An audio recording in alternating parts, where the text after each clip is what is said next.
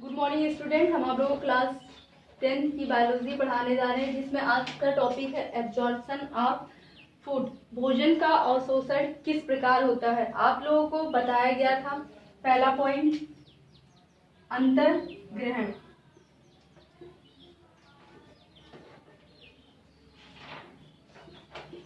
तो अंतर ग्रहण बताया गया था, पाचन बताया गया था। पाचन में दो प्रकार की क्रियाएं आती थी, एक यांत्रिक पाचन होता था, दूसरा रासायनिक पाचन होता था। अब आपने पाचन पढ़ा, पाचन के बाद आता है तीसरा नंबर है भोजन का अवशोषण। पाचन में आपने पढ़ा था कि सबसे ज्यादा भोजन का पाचन कहाँ पे हो रहा है। सबसे ज्यादा भोजन का पाचन छोटी आंत में होता है, तो भोजन का अवशोषण जो होगा वो भी छोटी आंत में ही होता है। भोजन का अवशोषण जहाँ पे प्रोटीन, वसा, कार्बोहाइड्रेट, इन सब का प्रोटीन, वसा, कार्बोहाइड्रेट का क्या होता है, अवशोषण होता है। और अवशोषण किस प्रकार होता है, उसमें कुछ सूक्ष्मांकुर पाए जाते हैं और कुछ रसांकुर पाए जाते हैं। सूक्ष्म अंकुर और रसांकुरों के द्वारा जो अवशोषण की सतह होती है उसको बढ़ा दिया जाता है, और अवशोषण की सतह बढ़ाने के बाद उसमें भोजन का पाचन होना प्रारंभ होता है। जैसे कुछ लवण होते हैं, कुछ प्रोटीन होते हैं, कुछ विटामिन होते हैं और कुछ वसा होते हैं, उनका अवशोषण हो जाता है। फिर इसके बाद आता है भोजन का अवशोषण के बाद चौथा पॉइंट आता है भोजन का स्वांगीकरण।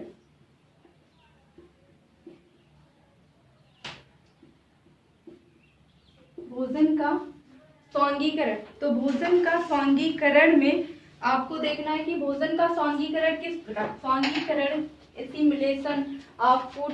तो भोजन का स्वांगीकरण किस प्रकार हो रहा है। जब आप भोजन, पहले आपने पढ़ा था भोजन को हमने ग्रहण किया, ग्रहण करने के बाद वो कहाँ से गया, ग्रसनी से होते हुए, ग्रास नली से होते हुए स्टोमच में गया, स्टोमच में पाचन हुआ। स्टोमच में पाचन कब होगा, स्टोमच में ही भोजन का एसिमिलेशन हो रहा है, स्वांगीकरण हो रहा है, मिल रहा है। लेकिन फिर आया छोटी आंत में, छोटी आंत में आने के बाद जो कुछ बच्चा था वहां पे प्रोटीन, वसा, कार्बोहाइड्रेट और कुछ एंजाइम्स का अवशोषण हो गया। वहां पे अवशोषण के होने के बाद स्वांगीकरण हो रहा है।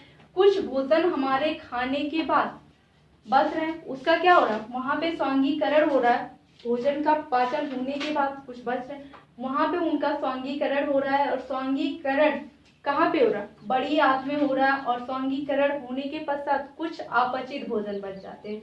तो अपचित भोजन जो होंगे पांचवें स्टेप में मल परित्याग या बहिक्षेपण में समाप्त होगा। मल परित्याग या बहिक्षेपण। मल परित्याग या बहिक्षेपण का मतलब होता है खाना खाने के बाद जितना भी अपचित भोजन बचा है उसका जो बड़ी आंत होगी वो वहां पे भोजन का पाचन नहीं करती। वहां पे वो क्या करेगी, उसका लास्ट पार्ट रेक्टम, जो बड़ी आंत होती है उसके थ्री पार्ट होते हैं, कैल्शियम, कॉलम, रेक्टम। जो रेक्टम होता है लास्ट पार्ट, उसके जल, जितने भी जल के पार्टिकल्स पाए जाएंगे, जल को अवशोषित कर लेगा रेक्टम। और अवशोषित करने के बाद उसको एनस में भेज देगा। जल को अवशोषित करने के बाद एनस के थ्रू जो भोजन जो मल को निकाला जाता है, वो जो अपचित भोजन रहता है, जो बड़ी आंत उसका जल सोख लेती है, उसको निकालने के बाद बचने के बाद उसे रेक्टम में भेजा जाता है। और जब रेक्टम उसी को एनस में भेज देती है, एनस के थ्रू मल क्या होगा, बाहर आ जाएगा वातावरण में, उसी को मल परित्याग या बहिक्षेपण करते हैं।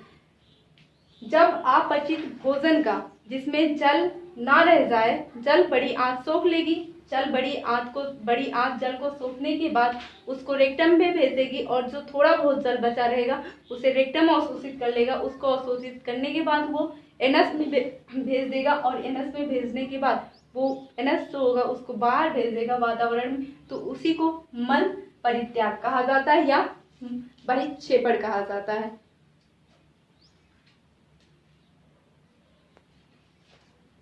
तो अब आपको बताना है कि विटामिन के बारे में, विटामिन कितने प्रकार के होते हैं और विटामिन क्या है, विटामिन के कितने प्रकार होते हैं। तो सबसे पहले आप विटामिन के बारे में जानेंगे।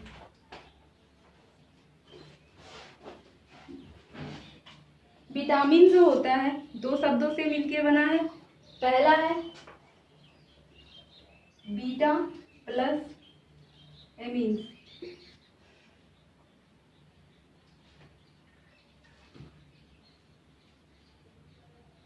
बीटा मतलब होता है लाइफ और एमीन्स मीन्स होता है इसेंशियल।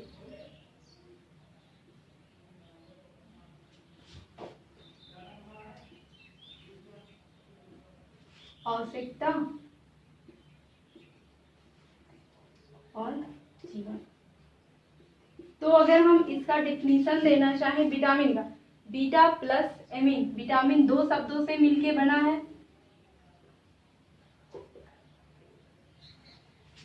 तो विटामिन दो शब्दों से मिलकर बना है, बीटा प्लस एमीन। बीटा का मतलब होता है लाइफ, एमीन मीन्स इसेंशियल, जो हमारे जीवन के लिए आवश्यक है उसी को विटामिन कहा जाता है। तो सबसे पहले देखेंगे विटामिन की खोज किसने की थी। विटामिन की खोज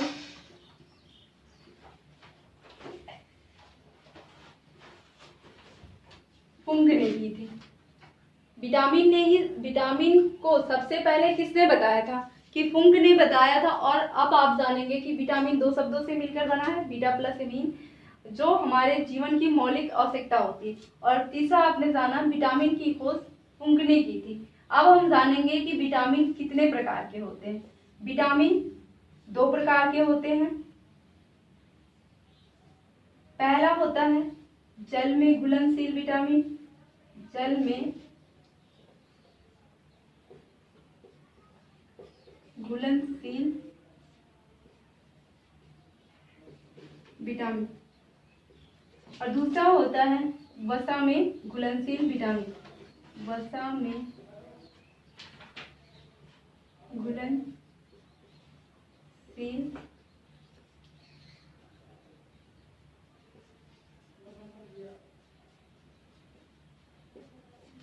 तो जल में घुलनशील विटामिन कौन होते हैं और वसा में घुलनशील विटामिन कौन होते हैं। जल में घुलनशील विटामिन जो होते हैं बी और सी हैं, और वसा में घुलनशील विटामिन ए, डी, ई, के हैं। तो विटामिन दो प्रकार का होता है, एक जल में घुलनशील विटामिन, दूसरा होता है वसा में घुलनशील विटामिन। जल में घुलनशील विटामिन बी और सी विटामिन है, और दूसरा वसा में घुलनशील विटामिन कौन है, ए, डी, ई और के। अब हमको जानना है कि विटामिन ए का रासायनिक नाम क्या है, स्रोत क्या है, इससे अगर विटामिन की कमी हो जाए तो हमारे शरीर में कौन कौन से रोग हो जाते हैं। तो आइए इसके बारे में हम जानते हैं। जल में